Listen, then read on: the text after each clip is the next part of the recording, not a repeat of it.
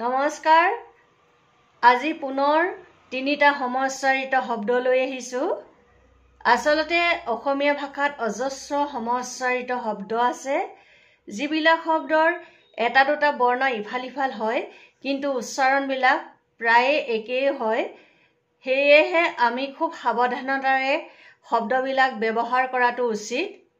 আজি লৈ অহা তিনিটা সমস্যাৰিত শব্দ হৈছে কৰিয়া কৰিয়া কৰিয়া ক প্ৰশ্নবিন্দু ৰথচিকেৰি অতষ্টটিকেয়া কৰিয়া এই শব্দটোৱে দুটা অৰ্থ বুজায় এটা অৰ্থ হৈছে মহিলাই কাণত পিন্ধা এবিধ অলংকাৰ আজিকালি কৰিয়া অলংকাৰবিধ দেখিবলৈ পোৱা নাযায় কিয়নো আগতে আমাৰ আইতাসকলে কৰিয়া পিন্ধিছিল কাণখন ওলমাই যোৱাকৈ কৰিয়া পিন্ধিছিল আনটো অৰ্থ হৈছে মহৰ গাখীৰ খিৰোৱা এটা যতন যিটো যতন বৰ্তমান বিলুপ্ত প্ৰায় বুলিয়ে ক'ব পাৰি কাৰণ মহসুটিৰ নাই আজিকালি আৰু সেই যতনবিধিও ব্যৱহাৰ কৰা আমি দেখা নাপাওঁ